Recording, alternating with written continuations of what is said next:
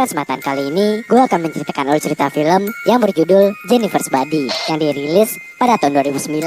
Film ini menceritakan tentang sahabat yang salah satu dari mereka bertingkah sangat aneh. Apakah yang sebenarnya terjadi? Tanpa berlama-lama, simak cerita berikut dan selamat mendengarkan. Film diawali dengan diperlihatkan seorang wanita cantik bernama Nidi. Nidi ditahan di rumah sakit jiwa karena memiliki masalah mental dan juga cepat marah. Selama di rumah sakit jiwa, Nidi kerap kali melukai para perawat dan penjaga di sana. Sehingga dirinya juga sering dimasukkan ke ruang isolasi. Lalu, sebelum sakit dan dimasukkan ke rumah sakit jiwa, Nidi ini adalah seorang wanita kutu buku yang sangat pintar. Walaupun pintar, Nidi juga sering dianggap sebagai wanita aneh oleh teman-temannya di sekolah. Nidi tinggal di sebuah kota kecil bernama Devil's Kettle. Ia memiliki seorang pacar yang bernama Chip dan juga sahabat yang bernama Jennifer. Jennifer adalah seorang wanita cantik dan juga seksi. Jennifer dan Nidi ini telah bersahabat sejak mereka kecil hingga sekarang. Mereka ini seperti saudara kandung hingga membuat teman-teman sekolah mereka menganggap mereka berdua adalah pasangan lesbi. Suatu hari, Jennifer mengajak Nidi ke sebuah bar yang bernama Melodyland, di mana sebuah band favorit Jennifer akan tampil.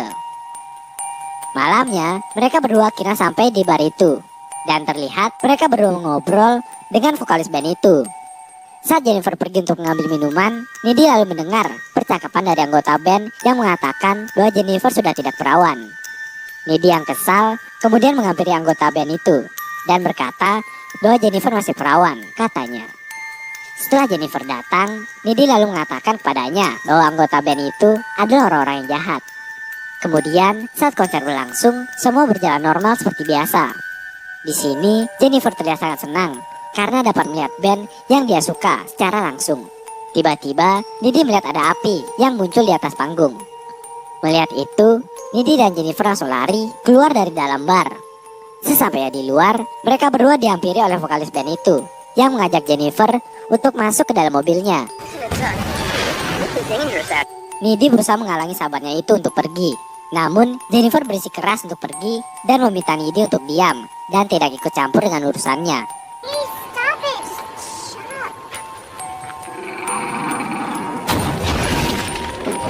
Nidi pun khawatir dengan Jennifer karena dia merasa band itu bukanlah orang yang baik.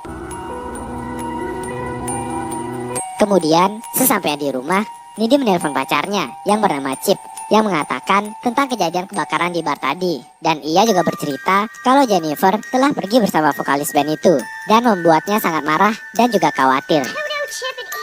Tiba-tiba terdengar seorang orang yang datang ke rumah Nidi. Nidi yang ketakutan kemudian mengecek siapa yang datang. Ternyata yang datang ke rumahnya adalah Jennifer. Di sini Nidi merasa aneh dengan sahabatnya itu karena tubuh Jennifer dipenuhi darah dan wajah terlihat pucat. Saat di dalam rumah, Jennifer terlihat makan daging mentah dari kulkas Nidi. Setelah makan, Jennifer malah memuntahkan cairan hitam seperti oli yang sangat banyak. Nidi yang melihat hal itu pun menjadi sangat kaget. Setelah itu, Jennifer langsung pergi meninggalkan Nidi tanpa berbicara sedikit pun. Pada keesokan harinya, terlihat semua siswa merasa sangat sedih dengan kejadian kebakaran yang terjadi di bar yang menewaskan banyak orang. Di sisi lain, terlihat Nidi yang masih memikirkan pada sahabatnya Jennifer semalam. Tak lama setelah itu, datanglah Jennifer yang menghampiri Nidi dengan keadaan baik-baik saja. Nidi yang masih bingung lalu bertanya kepada sahabatnya itu tentang kejadian semalam saat Jennifer datang ke rumahnya dengan keadaan yang aneh. Jennifer lalu berkata kepada Nidi, mungkin itu hanya halusinasinya saja. Setelah pulang sekolah, Nidi lalu menceritakan semuanya kepada Chip. Kalau semalam Jennifer datang ke rumahnya seperti orang yang kerasukan roh jahat. Mendengar cerita itu, Chip malah menganggap pacarnya itu sedang mengarang. Di tempat yang berbeda, memperlihatkan Jennifer yang sedang menemui Jonas yang masih bersedih karena sahabatnya meninggal dalam kejadian kebakaran semalam. Dengan kecantikan dan keseksian tubuhnya, Jennifer menggoda Jonas dan mengajaknya untuk pergi ke hutan. Jonas yang sudah sakne pun mengiyakan permintaan Jennifer itu dan mereka pun pergi berdua ke tengah hutan.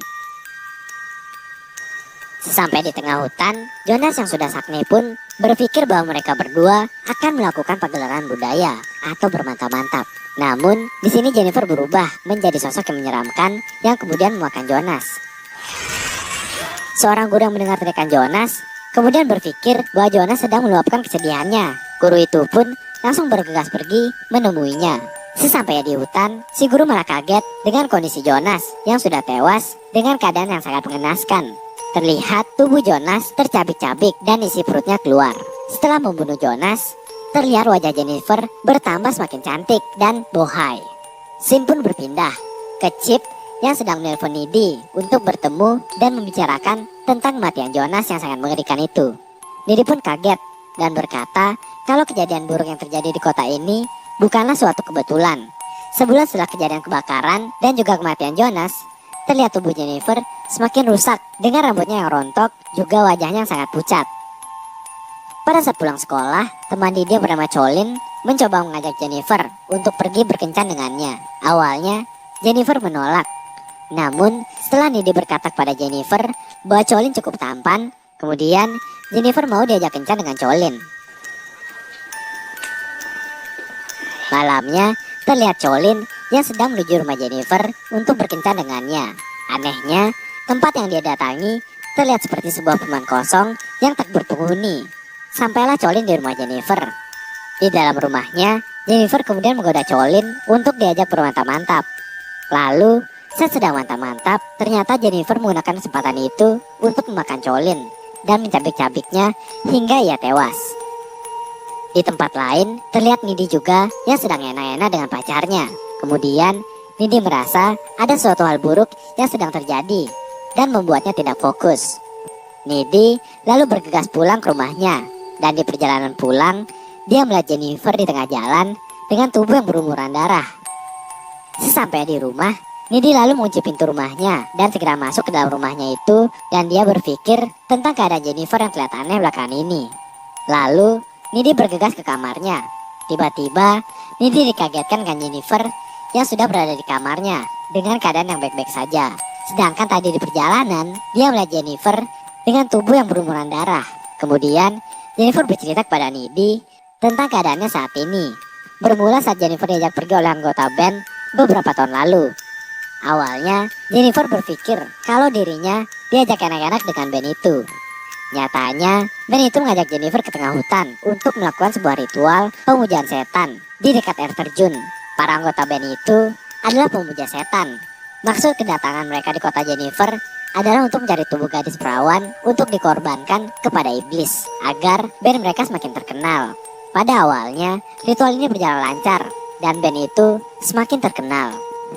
Namun, ketika Jennifer menjadi tumbal, ritual ini menjadi kacau. Dan ternyata, Jennifer sudah tidak perawan sejak ia masih SMP.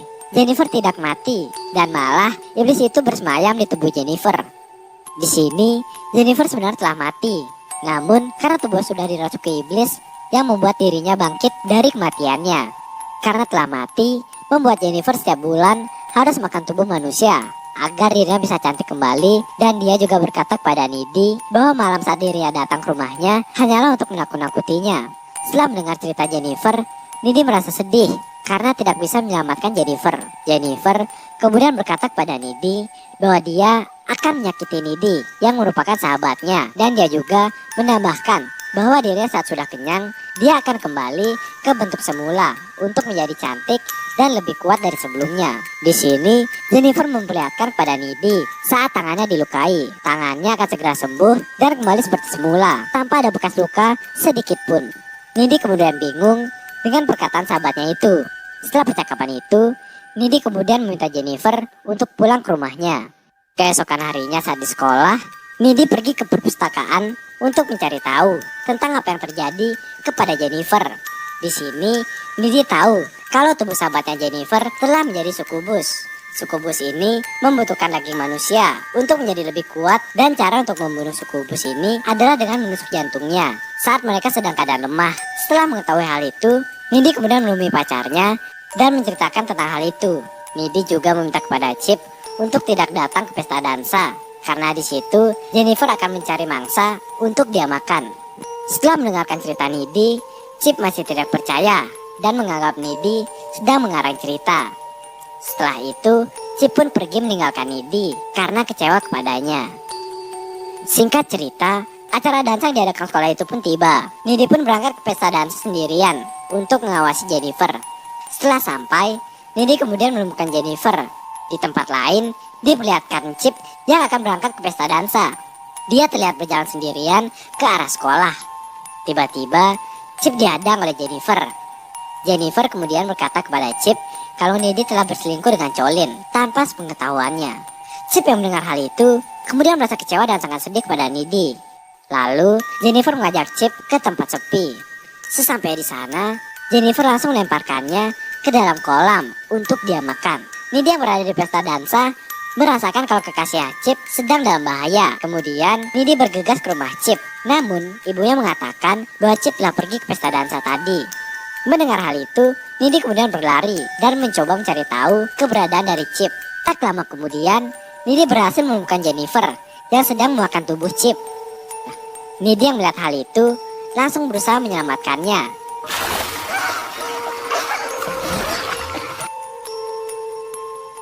Singkat cerita, Jennifer yang lengah kemudian ditusuk oleh Chip dan membuatnya terluka dan berlari meninggalkan mereka. Chip yang kehilangan banyak darah pun akhirnya tewas. Nidi yang sedih pun bersiap-siap untuk mencari Jennifer dan membalas dendamnya atas kematian pacarnya itu. Setelah menemukan Jennifer, terjadilah perkelahian antar kedua sahabat ini. Kemudian, Nidi menusuk jantung sahabatnya ini yang membuatnya tewas. Seketika, ibu Jennifer yang mendengar kegaduhan di kamar Jennifer lalu menemukan Nidi yang telah terbunuh oleh Jennifer. Nidi lalu dibawa ke rumah sakit jiwa. Pada akhirnya, kita diperlihatkan bahwa Nidi bisa terbang karena Nidi mendapatkan luka gigitan dari Jennifer yang membuat Nidi memiliki sebagian kekuatan iblis. Nidi pun menggunakan kekuatannya itu untuk keluar dari rumah sakit jiwa. Setelah itu, Nidi mencari anggota band di awal film tadi dan membunuh seluruh anggotanya.